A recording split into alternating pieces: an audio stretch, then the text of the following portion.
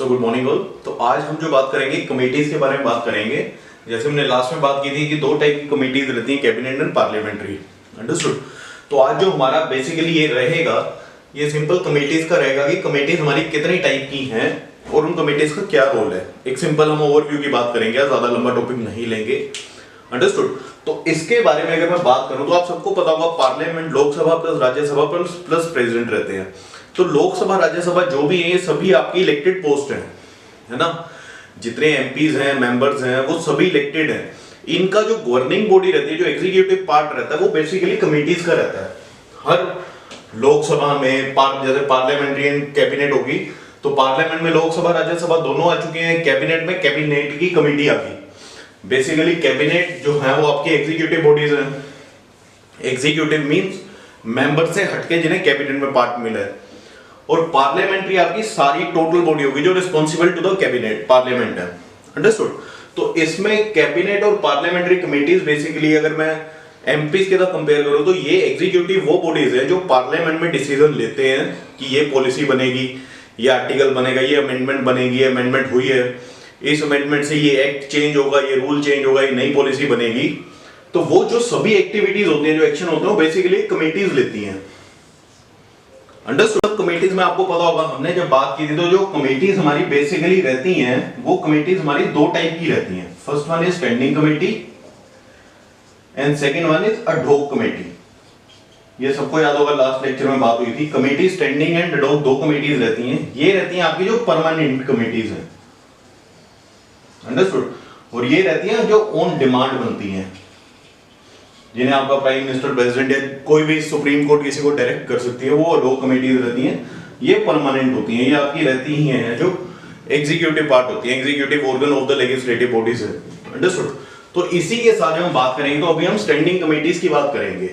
Financial committee, department standing committee, committee to inquire, committee to scrutinize and control, committee for day to day business of the house and committee on housekeeping and service committee. Understood. तो ये हमारी basically आज की जो committees हैं वो standing committee है cabinet की। ओके। इसी के अंदर राज्यसभा की अलग कमेटीज हैं, हम नेक्स्ट में बात करेंगे। तो इसकी बात करें तो जैसे first one is financial committee. तो फाइनेंशियल कमेटी में पब्लिक अकाउंट कमेटी और एस्टिमेट कमेटी, ये बहुत बड़ी कमेटीज हैं जिनका एग्जीक्यूटिव पार्ट काफी रहता है। अंडरस्टूड। अभी अगर मैं इनके बारे में डीप में जाऊंगा तो ये लेक्चर काफी लंबा होगा, तो सिर्फ एक ओवरव्यू लेते हैं अभी, उसके बाद बात अलग कर लेंगे। तो कमेटीज ऑन पब्लिक अंडरटेकिंग होगी। पब्लिक अंडरटेकिंग क्या होता है? जैसे पब्लिक सेक्टर अंडरटेकिंग, पीएसयूज हम जिसे कहते हैं, है ना। तो वो सभी आपकी आ जाती है फाइनेंशियल कमेटी के अंदर, जो बेसिकली फाइनेंशियल पार्ट गवर्न कर रही है। सेकंड में डिपार्टमेंट स्टैंडिंग कमेटी इतनी नहीं रहती। थर्ड में कमेटी टू इंक्वायर। अब ये कमेटी टू इंक्वायर जैसे आपको पता है, तो इंक्वायर हम किस तरह कर सकते हैं? जैसे हम सुनते हैं आरटीआई डाल दी, कुछ डाल दिया, तो इसी के तहत क्या आता है? पिटीशन, जो हम पिटीशन फाइल करते हैं। तो एक कमेटी है committee on petition, second committee on privileges and third is committee on ethics. ये तीनों आपको थोड़ी रिलेट करेंगे इंक्वायर से। एथिकली अगर कहीं गवर्निंग गलत हो रही है, किसी प्रिविलेज में आप किसी को, या तो प्रिविलेज किसी को बेनिफिट ज्यादा मिल रहा है, कुछ गलत हो रहा है, इन पिटीशन आप कुछ भी इंक्वायर कर सकते हैं। तो बेसिकली ये कमेटी टू इंक्वायर के अंदर ये तीन आती हैं। ठीक है। Committee to scrutinize and control. अब committee to scrutinize and control का मतलब क्या होता है? स्क्रूटनाइज का मतलब क्या होता है? बेसिकली डॉक्यूमेंट वेरिफिकेशन करना। सिंपल स्क्रूटनी का मतलब है डॉक्यूमेंट वेरीफाई करना। अगर एक आदमी ने अपने आप को कहीं पे अप्लाई किया है तो स्क्रूटनी मींस उस आदमी को चेक करेंगे कि इसके रोल नंबर का ये नाम है, तो डेट ऑफ बर्थ में सेम नाम है, आधार में सेम नाम है।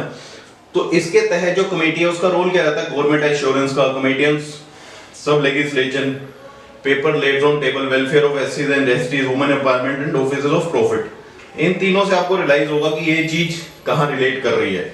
जब एससीज एंड एसटीज की बात होगी तो सर्टिफिकेट की बात आई है। वुमेन एम्पावरमेंट की कहीं कुछ गलत तो नहीं हो रहा, and office of the profit की कोई गलत, जैसे ऑफिस ऑफ द प्रॉफिट आपको सबको याद होगा, हमने प्राइम मिनिस्टर, गवर्नर और प्रेसिडेंट के उसमें बात की थी कि एक गवर्नर और प्रेसिडेंट तब बनेगा जब वो कोई और ऑफिस ऑफ द प्रॉफिट वहां से छोड़ चुका होगा। मींस अगर एक एमपी अपने आप को प्रेसिडेंट के इलेक्शन में पार्ट कर रहा है तो उसे अपने एमपी का जो ऑफिस है वो रिलीज करना होगा, देन ही इज एप्लीकेबल और he is eligible for the election of the president. Understood. तो ये जो तीन आती हैं बेसिकली इनके अंडर आती हैं। इसी के साथ जो नेक्स्ट आता है डे टू डे बिजनेस में, business advisory committee, private members business resolution, rules committee.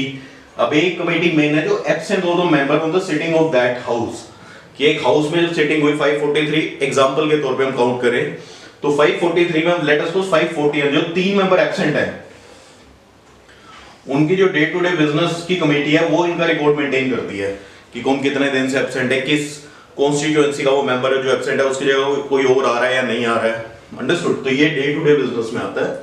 And जो लास्ट वाली है हाउस कीपिंग सर्विस कमेटी, ये सिंपल आपको पता है जनरल पर्पस कमेटी, कुछ चेंजेस करने हैं इंफ्रास्ट्रक्चर में या कुछ और। हाउस कमेटी एंड वो सेम ही होगी जनरल पर्पस। लाइब्रेरी कमेटी जो उसी के अंदर है, जनरल पर्पस में कैंटीन आ गया, हाउस कीपिंग आ गया। हाउस कमेटी मींस वहां का इंफ्रास्ट्रक्चर, माइक ठीक चल रहा है, ये ठीक चल रहा है। And the fourth one is salary and allowance of the members.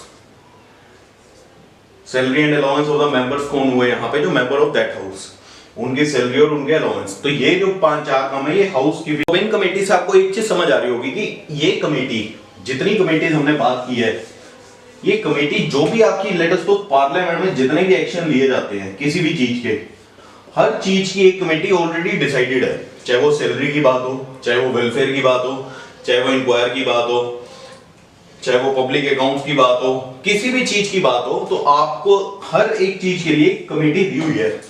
तो इससे क्या पता लगता है कि कमेटी आपकी क्या काम कर रही है। बेसिकली कमेटी एक एग्जीक्यूटिव ऑर्गन है।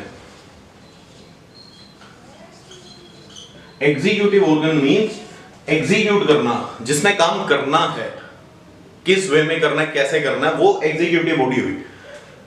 तो लेजिस्लेचर जितने हैं, लेजिस्लेचर जो पॉलिसी या जो मेजोरिटी के तहत डिसीजन लेते हैं, जो एक मेजोरिटी हमने बात की थी साई एसए की, simple absolute and effective, in majority के तहत जो पॉलिसी बनती हैं, इन पॉलिसी को किस तरह से एग्जीक्यूट करना है वो ये कमेटीज देखती हैं।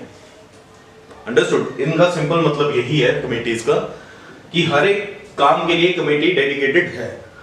रही बात आगे इसके अलावा जो आपकी राज्यसभा की कमेटीज हैं, लोकसभा की कमेटीज हैं, अडोक कमेटीज जो अलग हैं, वो क्या हैं, वो हम नेक्स्ट लेक्चर में बात करेंगे।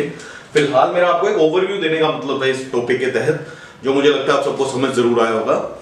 तो उम्मीद करता हूं आपको लेक्चर समझ आया होगा। और जो नेक्स्ट इसके आगे थोड़ा डीप में हम जब जाएंगे, लोकसभा राज्यसभा की जो कमेटीज हैं, क्या डिफरेंस है इनमें, और कुछ एडोक कमेटीज की बात करेंगे, तो उससे आपको थोड़ी और क्लैरिटी इसके बारे में होगी। अंडरस्टूड? तो इसी के साथ वीडियो को खत्म करते हैं एंड उम्मीद करता हूं आपको लेक्चर समझ आया होगा। तो प्लीज वीडियो को लाइक एंड शेयर जरूर कीजिए, चैनल को सब्सक्राइब करना मत भूलिए। इन दी एंड थैंक यू एंड जय हिंद।